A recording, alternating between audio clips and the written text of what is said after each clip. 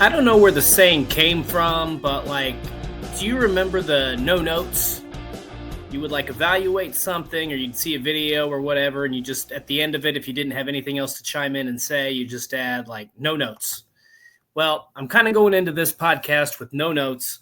All I have are the mental evaluation that I have, and that's a little dangerous. I'm trusting my mind here, and as I get older in age, I'm getting more forgetful and more forgetful. So if I ever get to a pause and lose track of my thought, I apologize, but I'll try to do the best I can, because this is plan on this being a short episode. I apologize for not getting an episode out last week.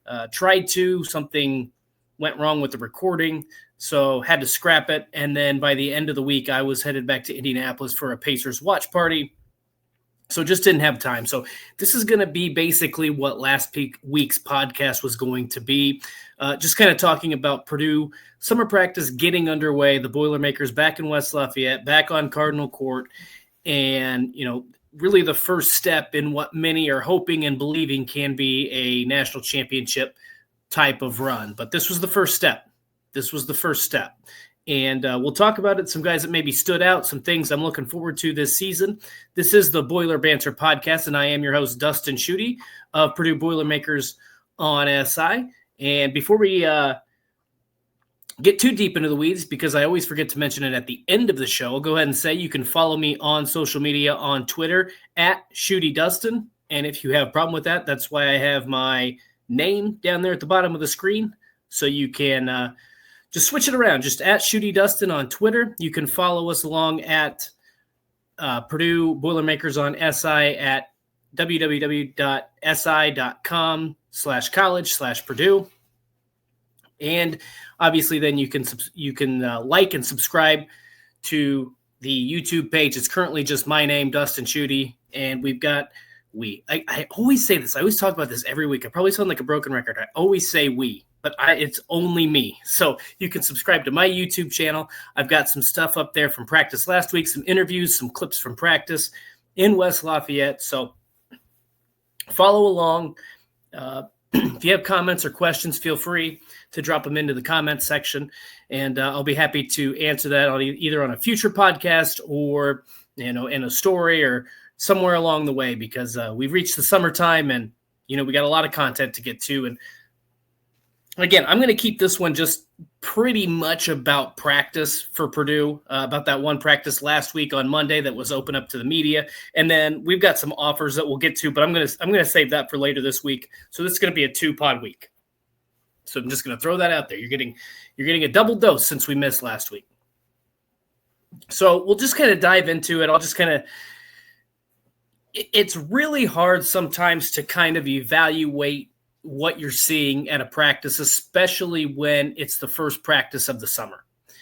Yes, these guys have been in gyms. Yes, these guys have been working in the weight room and working on their bodies and improving their game. But this is the first time that they collectively get together. And for some of them, look, you play a lot of basketball between June and, March or April, depending on when your season ends in the NCAA tournament. So for some of those guys, it was just a matter of, I need a month off. I need a month away from the game, to whether that's to rest my mind, rest my body, whatever the case might be, a little bit of both, just to relax, get away from the game for a little bit, get away from basketball. So this was the first opportunity to kind of see this in action.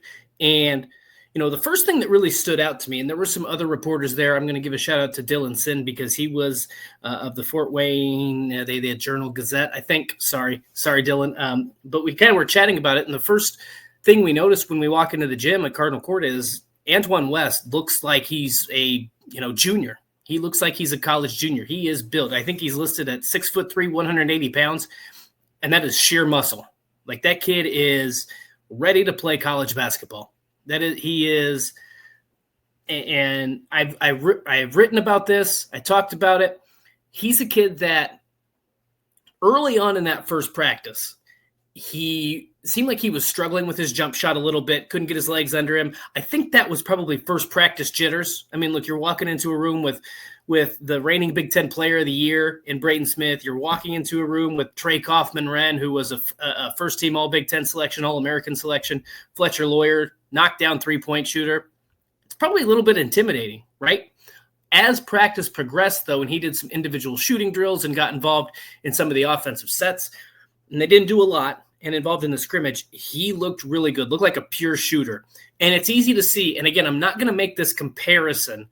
Matt Painter did it a year ago when he was talking about Antoine West. And so I'm not comparing like Antoine West now to Carson Edwards when he was a junior at Purdue. What I'm saying is Antoine West, though, you can kind of see those flashes. You can say, okay, when Matt Painter compared him to Carson Edwards, you can kind of see what he was talking about. Like, can get to his pull-up, can get to the rim, make plays. He is just a scorer. Now, the interesting thing on this is how much of that is Purdue going to need this season. I think in a lot of cases, most years, Antoine West, with his build, with his defensive ability and his scoring ability, probably steps in and plays immediately. He probably would be like, if C.J. Cox was not on this team, he would be the C.J. Cox, in my opinion. There might be some games he plays 6 to 10 minutes. There might be other games he plays 25 to 30 minutes. You just never know. And so I think, but what's going to be interesting is the roster still so loaded that he decides to take a red shirt? And again, we're talking about one practice, right? So who knows what's going to happen? We got months and months to wait, and maybe he steals a spot. Maybe he steals a spot or steals minutes from a Ja'Carri Harris or from a CJ Cox or somebody else on the roster. You never know. But that was the first thing that kind of popped out. Antoine West looked like the real deal. Second thing was throughout the day, I thought, and again, this is stuff I've all written about. So if you read the content that I produce, first of all, thank you a lot. Really appreciate that. But second, you've probably heard me say this a few times when talking about Jack Banter. He is just a guy with a nose for the basketball. Right. And I don't want to say he's like the next Chris Kramer or the next Brian Cardinal, because it wasn't as if he was diving all over the floor. But there were times when Trey Kaufman-Wren, Daniel Jacobson are fighting for a rebound, and it's Jack Banter who comes up with it. Or there were times when the paint looked really clogged and Jack Banter gets an offensive rebound and a putback, or he drives to the lane and maybe he doesn't finish, but he has that sort of aggressive nature. Like at 6'5", he would be an undersized post player, but he still has that aggressive attitude. Like, I'm going to go in and get this rebound. He reminded me of like a smaller Camden Heide, right? You know how at times Camden Heide would just kind of fly in there, get a rebound, whether it was a putback or save a possession, whatever it might be. I thought that's what Jack Banter looked like. And so to me, I think his upside is huge. Now, again, what's going to be interesting is this is a kid coming off a redshirt season. He obviously learned a lot. He's been in that system. Matt Painter has said he's got a really high IQ. He can stretch the defense, can play a lot of different positions. Basically, Jack Banter can come in and play the 2, 3, or 4. So his versatility is going to be an asset. I don't know, because you're talking about sharing time potentially with, and I'm just going to go down the list with Fletcher Lawyer, CJ Cox, Ja'Carri Harris, Liam Murphy, Trey Kaufman-Wren is going to play the 4. Omer Meyer is going to come in and probably play some 2. And so I feel like I'm leaving somebody out. And Antoine West. And Antoine West is going to be in that mix too. So how he kind of fits. But what I do think Jack Banter will do, I don't know that he's going to be a consistent 10 to 12 minute per game guy. But what I think will happen with that kid is I think there's going to be times when Matt Painter's like, okay, we're going to go super small ball. He's going to play the 4, and maybe they have, whether it's Jacobson at the 5, Trey Kaufman-Wren at the 5, or Oscar Clough at the 5, they're going to throw him out there and really space the floor because he can shoot it too. He may not be a 40% three-point shooter, but he can also be a threat. So I feel like there's going to be certain times where they might go super small ball where they're going to throw him out there. Or if there's just a time when Purdue looks lackadaisical, throw him out there and give you a spark. Like, that's a guy who's going to play, to me, and this is why I make the Brian Cardinal, Chris Kramer comparison and analogy, is because I think he's the kind of guy that just comes in and instantly gives you energy, both ends of the court. He's going to give you 100% max effort every time he's on the floor. That's what I saw at practice last Monday. That was just a guy that wants to play, is willing to do whatever it takes. Even if he doesn't score, might come in and get you 4 or 5 rebounds. He might get you a steal or 2 or force a team into a turnover, you know? So those were the 2 big things that really kind of stood out to me. Liam Murphy, kind of hard to tell. And I know I'm talking about, guys who weren't either on the roster last season or, in Jack Banter's case, we didn't see because he didn't play. You look at – see, this is what I'm talking about. No notes, and I just completely lost my train of thought. Here we go. Liam Murphy. See, if I talk long enough, then I'll eventually get back to where I was talking about. Liam Murphy is I think we saw from him what he can bring, and that is 42% three-point shooting. Like, really, again, he was another guy that early on in kind of the shooting drills struggled to find his feet, but there were times I think he knocked down like 7, 8, 9 in a row from three-point range. Again, this is first practice, new gym. He's coming off his shoulder surgery, so he's not full go. Matt Painter said he's probably not going to be full go until fall. So he's going to be restricted a little bit, but in terms of what he can do, he can really stretch the defense at that 4 position, knock down triples. And I've said this before. I'm not going to say he's the next Mason Gillis or Camden Heide, but what I think could happen is, do you remember, what was it, the 2022-23 season, Penn State, when Mason Gillis broke the Mackey Arena record for three-pointers, like just went off? I could see Liam Murphy having that kind of game, because I could see teams saying, you know what, we're going to force Purdue to beat us with the three-point shot. We're going to take away Trey Kaufman-Renn. We're going to take away Daniel Jacobson and Oscar Clough. We're going to make them beat us by kicking it out and shooting the three. And Trey Kaufman-Renn averaged 2.2 assists. Oscar Clough averaged 2.8 assists. Those guys are really good passers in the post. Kick out three, Liam Murphy, knock it down. I could see him. I'm not saying he's going to break the Mackey Arena record or break Mason Gillis's record, right? But I do think there can be games where you just like all of a sudden he hits 5 or 6 threes. And maybe he does it on like 15 minutes. He comes in, for a stretch in the second half, gets a couple buckets. You can't take him out because he's the hot hand, right? That's what I think he's going to provide to this team. Now, it could be more. He could provide some rebounding. Maybe he's a better defender. Some of that stuff we're not going to know for a while. Okay. So, and look, I'm preaching to the choir. Purdue basketball fans are incredibly intelligent. They know what they're seeing. They know they're in the know. So a lot of this stuff, I'm probably just reaffirming what you already thought or already believed. Right. But I'm telling you what I saw with my 2 eyes and, giving you a firsthand account of kind of what went on Monday.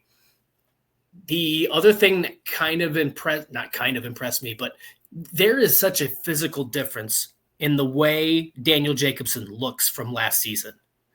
And I think he said he came in around 220, 225 last season. He's now up to around 250, 255, maybe pushing 260. So, he's put on between 30 and 40 pounds during the offseason. And you can see it across his body. Like, he just looks sturdier, looks thicker. And I think that's going to help him in terms of his ability to make it through an entire college basketball season, especially when you talk about the type of teams Purdue is going to play. Getting through the Big Ten with that having a sturdier frame, that's going to help him. It also helps because you got to remember Purdue plays one of the toughest non-conference schedules. They have Marquette, they have Iowa State, they have Alabama and Auburn. They're going to play Memphis in the Baha Mar Hoops Championship or whatever it's Baha Mar something or other. I don't know if they've settled on an official name for that, but and they could play either Wake Forest or Texas Tech. So to go through an entire season, he needed to put on some weight, needed to put on some muscle. There were times when you could tell that he was probably still learning to work with that added weight. There were times when it was, whether it was getting up and down the floor. And again, remember, this is a kid who missed a significant portion of his first season due to injury. So the conditioning wasn't maybe quite there in terms of running up and down the court, but a few trips, he looked as good as he did in that one game we saw him against Texas A&M Corpus Christi. But I think he's still learning to play with that additional weight, probably still getting that conditioning necessary to play with that additional weight. There were times when he would shoot a three and it was way off the mark. There was also a time or two when he knocked down an open three from the top of the key. There was a time when he caught a pass, and I think it was around the free throw line. He was on the other end of the court from where I was standing, but I think it was around the free throw line, took a dribble, took 1 or 2 steps, and threw it down.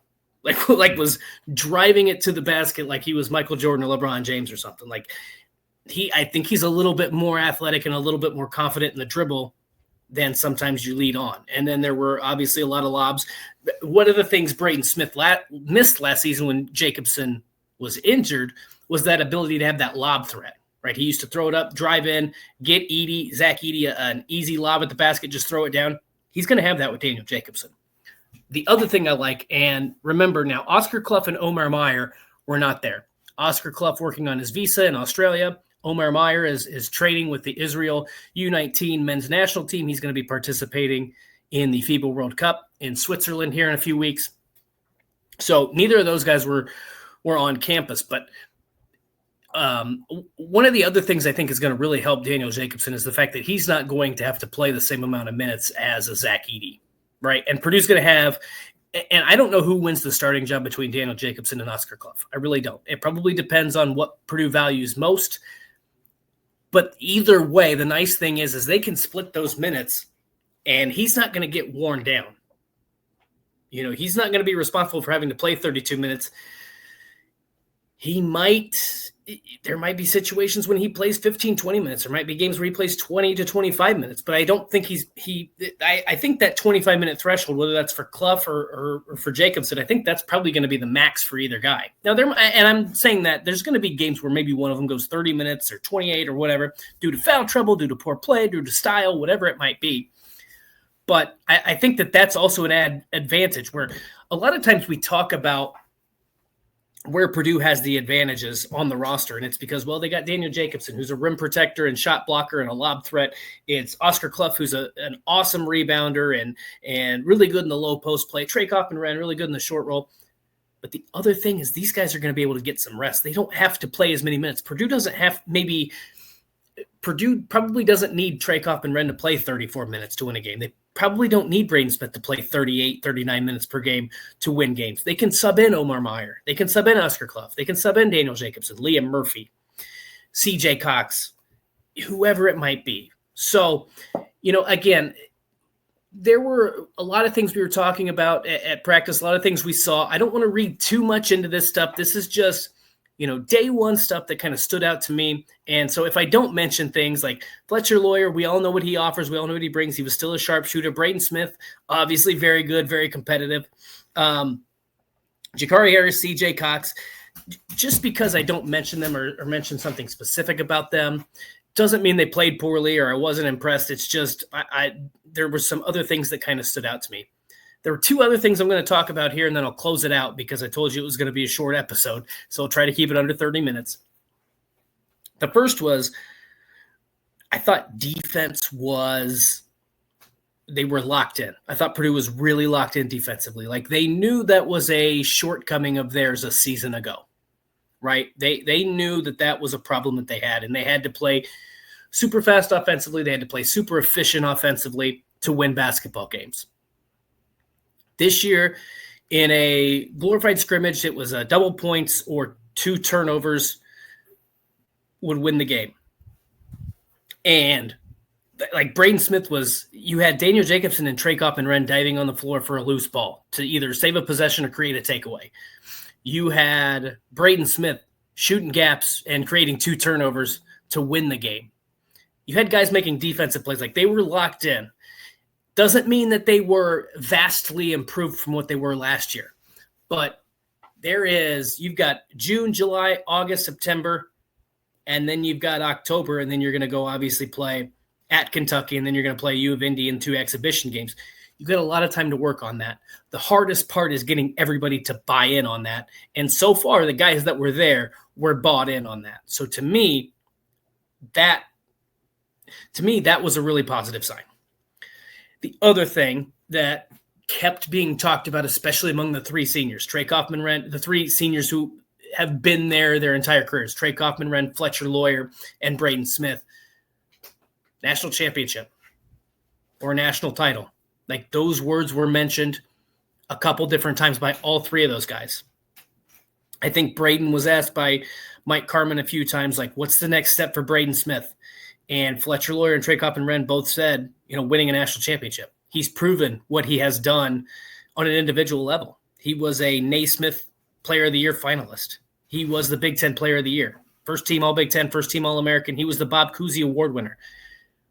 There are 2 things basically left for Braden Smith to accomplish, and that is National Player of the Year and winning a national championship. And what does Braden Smith value more? He values a national championship. He values getting Purdue back on top. What that says to me is that this team is not afraid of expectations and they're not afraid of pressure. And I think it's easy to say, well, yeah, they're not afraid of it, but they've, why would they be? They faced it.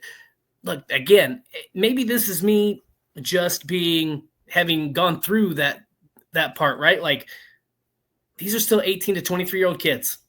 And there's a lot going on in their lives that we probably don't know about. And the pressure is real and expectations are real. So I think it's easy to get kind of caught up in that and look at it and say, boy, we got to deliver every single night and kind of, I don't want to say back away, but be intimidated by the moment. These guys aren't intimidated. Certainly having been there helps. I think more than anything, I'm going to go back a couple years and nobody wants me to talk about this, obviously. But the fact that they lost in the first round as a number 1 seed to Fairleigh Dickinson, I think that continues to fuel their fire where they know they can't just walk in and win games, whether it's the Big Ten, whether it's the NCAA tournament, non-conference, exhibition, whatever it is, they know they have to be playing their best basketball or they can get beat. And so I think they're prepared for that challenge.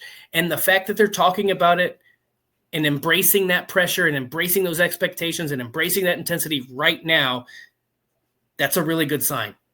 Because if they weren't embracing it now, you kind of question, okay, are they going to be ready for the moment when it comes? But to me, this is what they're training for. This is what they're going to be training on, focusing on all summer, all fall. And to me, that should give Purdue fans a lot of excitement about the upcoming season. So, again, want to thank you. We're going to keep this one short and want to thank you for tuning in. Again, you can follow me on Twitter at Schutte. You can check out all of my content at si.com/college/Purdue. And please, please, please like and subscribe to Dustin Schutte on YouTube. This is the Boiler Banter podcast. I will talk to you later, folks.